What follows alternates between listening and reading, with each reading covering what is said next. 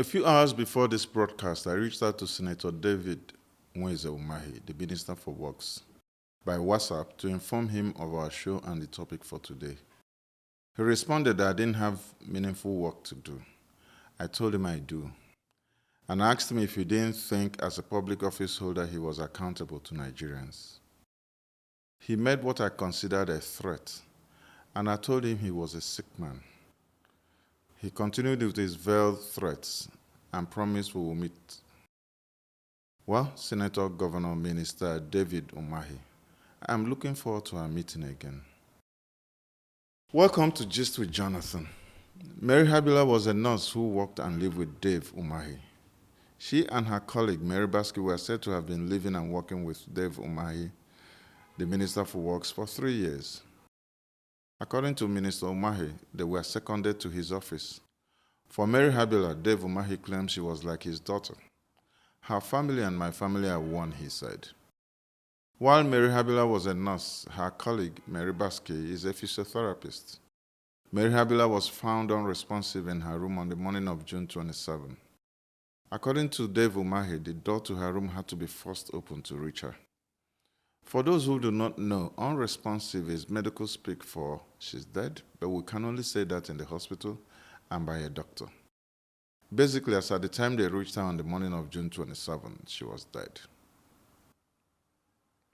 Dave Umahi's country home in Uburu, Ebonyi State, is an expansive compound with 10 to 20 buildings, all multi-story, according to 2 sources who have been in that compound.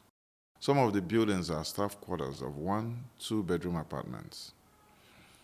Some of the buildings have chalets for Dave Umahi's guests. When in Abuja, the ladies, that is the 2 Marys, stay in Umahi's Asokoro mansion. Dave Umahi is an engineer, a former senator, former governor, and for 4 years he was deputy to Chief Martin Elechi, whom he eventually succeeded as governor of Ebonyi State. Umahi at some point was also the chairman of PDP in Ebonyi State. The works minister is a man who is constantly in proximity to controversy, or it could be said that controversy frequently gravitates towards him. David Umahi and the controversies of death in his proximity have been around a long time. Let me also put it on the record. A whole lot of the rumors around him have been just that, rumors. For this broadcast, we tried to get people to speak about the Umahi controversies, and only one person spoke to us on the record. No investigations, to my knowledge, have found Dave Umahi complicit or culpable in any crime, but the suspicions are there. Certain questions must be asked at this preliminary stage before we delve into the Umahi controversies. Why are 2 health professionals who are not doctors, one a nurse, the other a physiotherapist, attached to Dave Umahi? Why did Federal Ministry of Health Sciences Uburu give a healthy young man who can afford private medical personnel from anywhere in the world 2 of their staff for permanent personal use?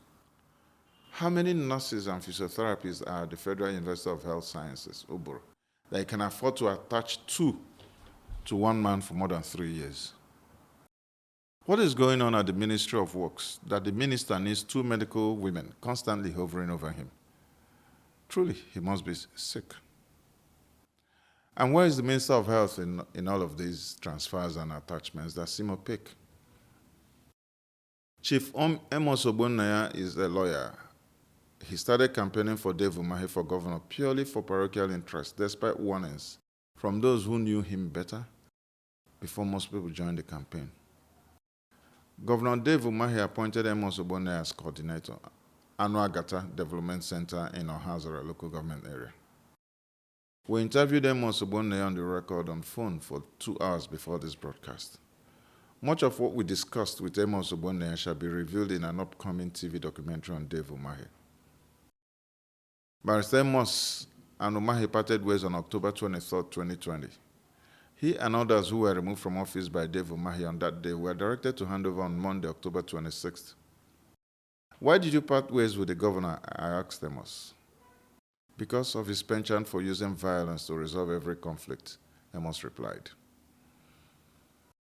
Dave Umahi had verbally directed Amos Ogbonnaya to organize thugs and use them to confront EndSARS protesters. He told him that the protests in his area were peaceful. Umahi insisted that he should organize boys and confront the protesters. Amos insisted that the protesters were peaceful and he would not confront them. That led to his sack. And then he joined the G64, a group of SAC coordinators of development in all the local government areas of Ebonyi State. On their behalf, he sued Ebonyi State government for hundreds of millions of naira for back pay and other emoluments of the G64 at the National Industrial Court. The G64 also petitioned the EFCC. On the 4th of May 2021, Amos Ogbonna and another colleague were interviewed by Gbenga Ruleba on AIT on violence in the Southeast and local government administration. According to Amos, the interview on AIT was an embarrassment to Umahi, and, quote, we knew we had been penciled down for elimination. Of these coordinators were done by the governor. They were screened by the House of Assembly of the state before they were sworn in by the same governor. Okay. So they are working for the governor, not for the local government. The governor reserves the right to appoint and to fire. Okay. Using the apparatus of the House of Assembly for screening, which is just a kind of fulfilling all righteousness. Okay. Once the governor has shortlisted names of people to be appointed as coordinators, that of the House of Assembly is a fait accompli. They are just screened as a matter of course, and then the governor now appoints a date for them to be sworn in as coordinators. Okay. So you are working in the local government system, but actually both the local government chairman and the coordinators are at the mercy of the governor. On the 10th of May 2021, Mr. Justice Ogbonna, Chairman Caretaker Committee of Ohazara Local Government Area, asked Amos Ogbonna for the list of the members of the G64. He compiled the list with the outstanding entitlements of about 412 million naira and handed to him. On the 12th of May 2021, Mark Ono, also known as Chopper, asked Amos to have a meeting.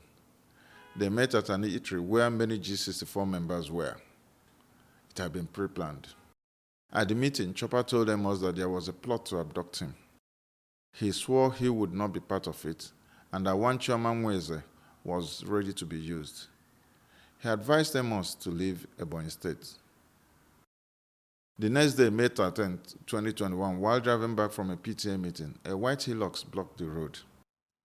Consider Chinonso Aja, that is his name really, Consider Chinonso Aja came out of the Hilux with a pump-action gun. Consider said to Amos, do you think you and Dave are mates? He was dragged by his shirt to the truck by Chinonso Aja Consider and handed to two men. A struggle ensued between the two men and Amos as they tried to throw him into the back of the Hilux. Chinonso Aja hit Amos at the base of his spine with the butt of his gun. His legs wobbled and they threw him into the bed of the truck. According to Amos, he was driven to a location blindfolded. He sensed that they drove through 3 gates until they came to a stop. Several minutes passed and he heard a one-sided phone conversation. He heard, quote, yes, Your Excellency. 3 feet, Your Excellency. Yes, Your Excellency. They drove out of the compound, passing 3 gates and headed to God knows where. I could not see because I was blindfolded, but I know we drove through checkpoints, Amos told me. After a while, they stopped traveling. He was brought out and the blindfold removed. That was when Amos realized they were in a forest and there was a second Hilux with them. He was asked to stand, and right in front of him was a shallow pit. There were also 4 young men on motorbikes. He was ordered to jump into the pit.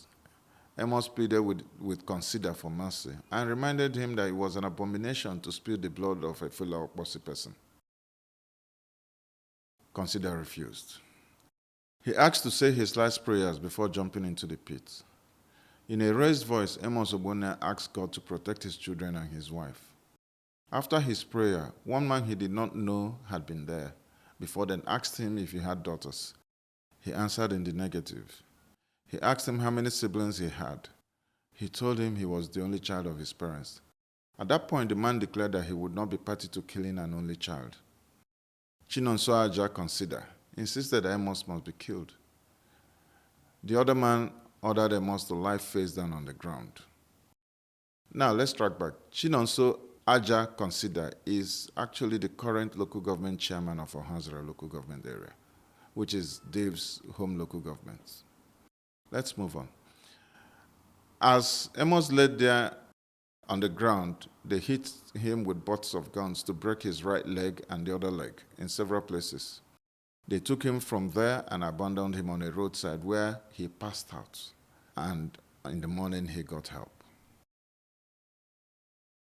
Amos escaped Elder Ihebunandu's Okorie's fate by whiskers, someone said to me. Amos spent weeks in hospital in a secret location in Enugu where he was nursed back to life. While Amos Obonia was held hostage by his abductors and even during his sojourn at the hospital, his party, the PDP, and Umahi's party, the APC, traded accusations. The PDP accused Dave Umahi's party, the APC, of being behind Amos' abduction. The APC counter-accused the PDP and its leader, Honorable Linus Okori, of staging an abduction to give APC and David Umahi a bad name.